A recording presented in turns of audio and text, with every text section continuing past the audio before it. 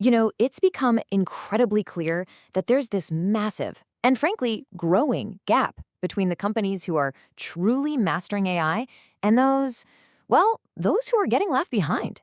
So today, we're going to dive into what really separates the winners from the rest of the pack.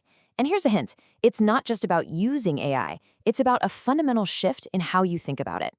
Okay, let's just start with some hard data because this really paints a picture. A recent PwC study laid it out, and it's pretty stark.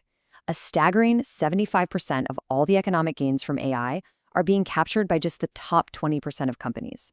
That means the vast majority, the other 80%, are basically left fighting over the scraps. We're not talking about a small gap here. This is a chasm. The stakes could not be higher. So why? Why does this massive divide even exist? Well, it turns out the best companies aren't just using more AI. They're using it in a fundamentally different way.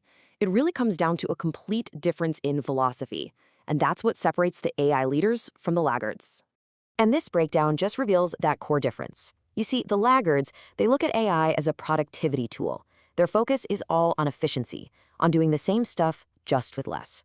But the leaders, they see AI as a growth engine. They're all about finding new opportunities. And get this, they're 2.6 times more likely to use AI to completely reinvent their business model. It's a huge shift from just saving a bit of money to creating entirely new value. And digging into that a little more, a McKinsey Manifesto really identified these key themes. Leaders aren't just dropping new tech on their employees and hoping for the best. They're building lasting systems around it. They target the core economic leverage points of their business. The places where AI can make the biggest splash. They demand real, measurable results, like a 20% jump in earnings. And this is crucial. They're building AI know-how in their senior leaders and developing over 70% of their AI talent in-house. It's a really deep strategic commitment. But okay, here's the next critical piece of the puzzle. Even if you've got the right mindset, there is a massive challenge that trips up most companies. And that is the gap between individual productivity and what the organization as a whole actually achieves. This quote from George Sivulka at A16Z just frames the problem perfectly. Think about it. AI has made every individual 10 times more productive, but no company has become 10 times more valuable as a result. You can have hundreds of brilliant employees, all 100 times more productive with their own little AI tools, but that doesn't just magically make the company more valuable. So what's missing? The answer is something called institutional AI. Now, this isn't just about adding up all those individual gains. Nope, it's a completely different kind of system. It's about building a coordination layer that takes everyone's AI-powered work and directs it towards shared goals. It's what solves a chaos that you get when everyone is just doing their own thing. And this analogy just illustrates the alternative perfectly. Without that coordination layer, it's pure chaos, right? Every employee has their own prompting styles, their own outputs, and none of it talks to anyone else's. So you might have thousands of super productive people, but if they're all rowing in different directions, the organization itself just goes nowhere. It's a total standstill. Okay, so if that's the problem, what does a solution actually look like in the real world? Let's check out a case study to see how this gets built. The company is Ramp, and they noticed their employees were getting stuck. And it wasn't because the AI models weren't good enough, it was because the whole setup was just too painful. So they decided to own the problem and build their very own institutional AI platform. They built their internal system, which they called Glass, around 3 really powerful principles. First, don't limit anyone. So instead of dumbing things down, they just made the complexity invisible while keeping all the power of the tools. Second, and this is huge, when one person has a breakthrough, it should immediately become the new baseline for everyone else.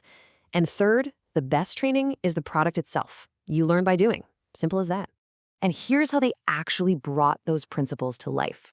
Glass connects to all their tools right from day one. It has something called a dojo, which is basically a marketplace of over 350 reusable AI skills that were built and shared by colleagues. And to navigate all that, an AI sensei recommends the right skills to the right person. It's got persistent memory, so it pulls context from Slack and Notion automatically, and it lets people schedule really complex automations. It's a totally unified intelligence system. All right, so the story of Ramp and all the insights from McKinsey and PwC, they really give us a clear path forward. So let's distill all of this down from theory into an actual actionable playbook. So what are the core moves you need to make? What do you actually need to do to transform your organization into a true AI leader? Let's break down the playbook. First, shift your mindset. Seriously, stop thinking about AI for just efficiency and start thinking about it for growth and total business reinvention. Second, build institutional systems.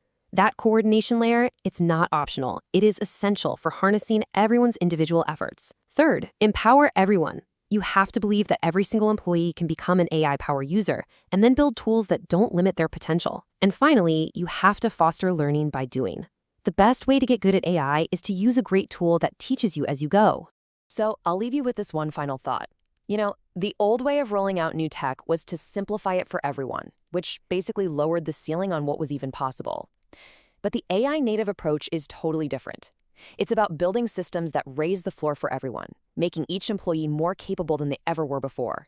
So the question you have to ask is, which path is your organization on?